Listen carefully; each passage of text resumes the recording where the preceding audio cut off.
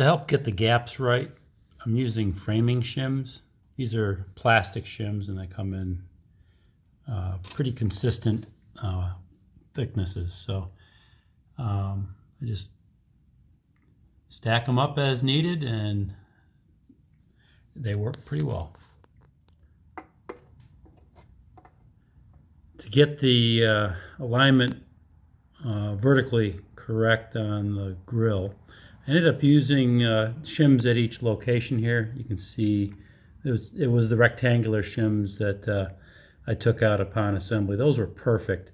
And as you can see, looking from the side here, I don't have the gaps right yet on the back, but as you can see on the side, it is flush. It's really nice.